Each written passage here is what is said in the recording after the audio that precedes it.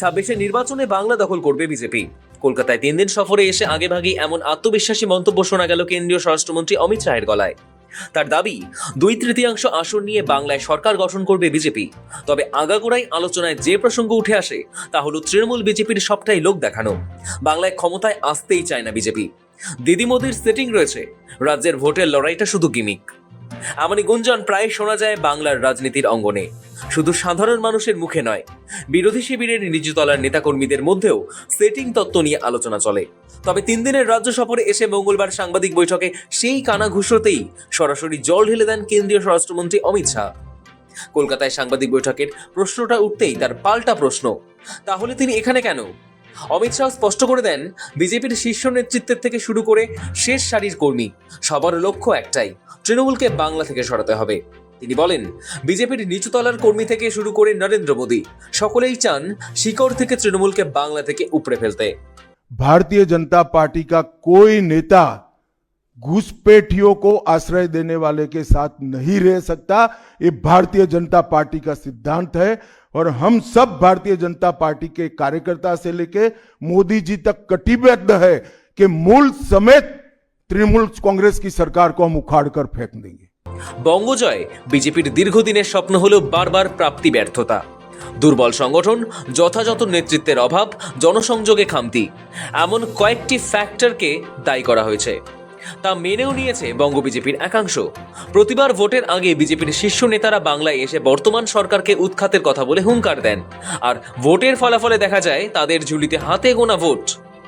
এই ফলাফলের পুনরাবৃত্তি দেখে রাজনৈতিক বিশ্লেষকদের একাংশের মত, তৃণমূল বিজেপির সেটিং তত্ত্ব রয়েছে এর পেছনে। স্ব স্বার্থে, নির্দিষ্ট রাজনৈতিক বোঝাপড়ার স্বার্থেই বাংলায় তৃণমূলকে লড়াইয়ে জমি ছেড়ে দেয় কেন্দ্রের ক্ষমতাশীল দল। মঙ্গলবার অমিত শাহের সাংবাদিক বৈঠকে তাকে এই প্রশ্ন করা হয়, সত্যি কি বাংলায় জিততে চায় বিজেপি? এর জবাবে শাহ জানান, তিনি যখন বলেছেন 26 বাংলায় বিজেপি সরকার গড়বে, তার মানে সেই কারণ রয়েছে। তার আরও ব্যাখ্যা, নরেন্দ্র মোদী নিজে কিছুদিন আগেও বাংলায় এসেছিলেন, জনসভা হয়নি, সেটার আলাদা কারণ রয়েছে। কিন্তু তা নিয়ে যদি মমতা বন্দ্যোপাধ্যায় ভ্রান্ত ধারণা ছড়াতে চান, ছড়াতে পারেন। देखिए भाई, मैं यहाँ आकर प्रेस कर रहा हूँ। मोदी जी अभी थोड़े दिन पहले सभा करने के लिए आने के लिए निकले थे, जा नहीं पाए। अब ममता बनर्जी कह रही कि हम उनके साथ हैं। अगर उनको ये भ्रांति फैलानी है तो फैलाएं। বিজেমূল সেটিং তত্ত্ব নতুন কিছু নয়। বিগত কয়েক বছর ধরে এই সন্দেহ যেন আরও জোরালো হয়েছে। পাড়ায় পাড়ায় শোনা যায় আসল লড়াই ভোট বক্সে নয়, অন্য কোথাও। দুই শিবিরের কর্মী সমর্থকদের একাংশও যে এমনটা মনে করেন তা অস্বীকার করেন না রাজনৈতিক পর্যবেক্ষকরাও। এমন সময় অমিত শাহ এসে কড়া বার্তা দিলেন, বিজেপির কোনো নেতাকর্মী এমন কারোর পাশে থাকবে না যারা অনুপ্রবেশকারীদের আশ্রয় দেয়।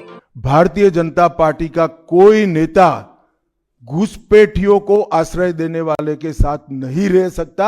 ये भारतीय जनता पार्टी का सिद्धांत है और हम सब भारतीय जनता पार्टी के कार्यकर्ता से लेके मोदी जी तक कटिबद्ध है कि मूल समेत तृणमूल कांग्रेस की सरकार को हम उखाड़ कर फेंक देंगे।